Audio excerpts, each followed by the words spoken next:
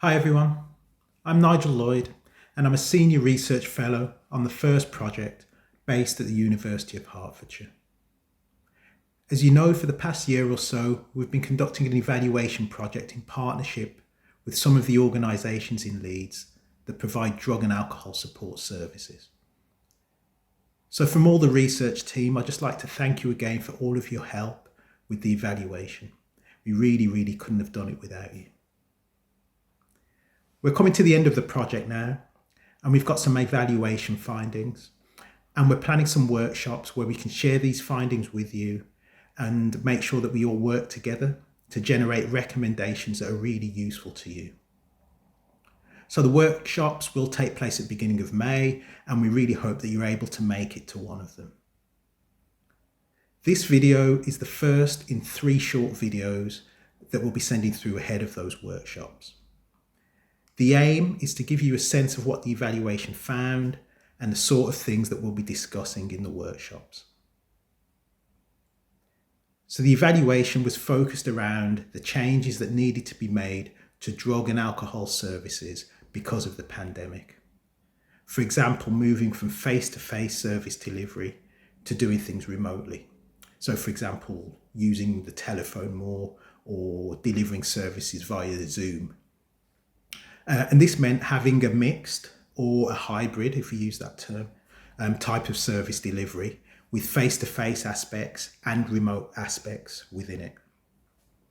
We spoke to staff members, we spoke to service users, and we collected a lot of very valuable information. And we've analysed that information and we've grouped it into 3 categories. And what I'm going to do in this first video is to talk a little bit about the first category.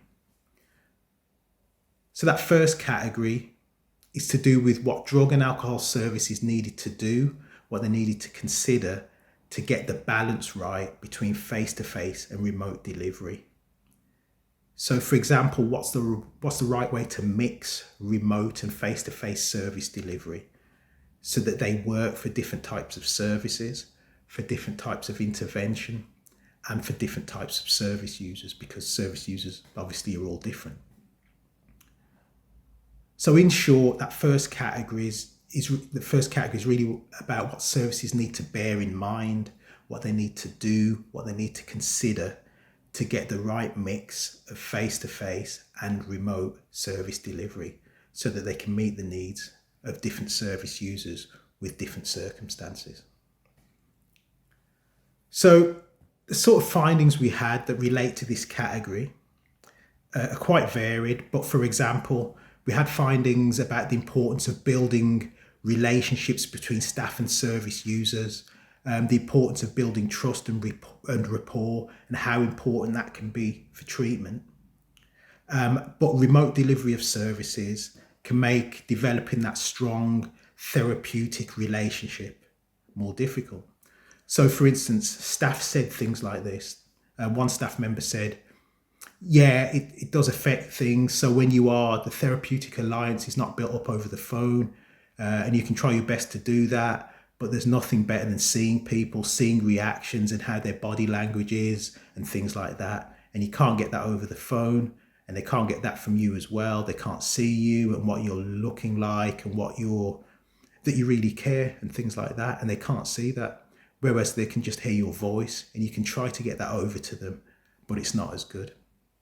So as you can see, this staff member was saying that getting that strong bond, that strong link, that strong relationship built was more difficult doing things over the phone, doing things remotely.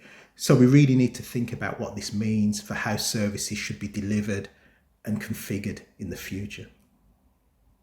Another quick example is that nearly all service users we spoke to mentioned experiencing mental health issues. There were benefits of remote delivery for some service users in relation to their mental health.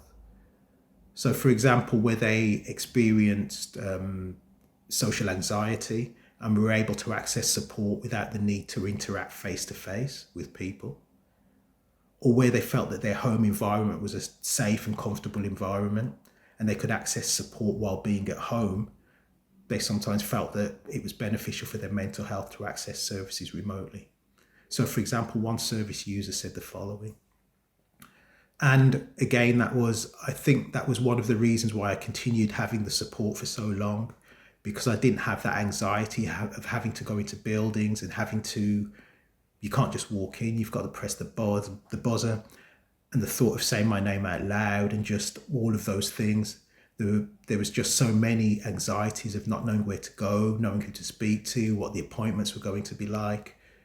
Whereas it was for me, being in my own home, being able to wear what I want. The service user talks about just feeling more comfortable, accessing services in their own environment, accessing them remotely. So for this service user and for some others, remote delivery was beneficial. But there were also downsides for some service users. For instance, where they felt that having to leave the house to access services and get to appointments was positive for their mental well-being, where it got them out of the house. In those cases, remote delivery might not be so good for service users' mental health. So again, we need to think about what this means for how services should be configured, how services should best be delivered.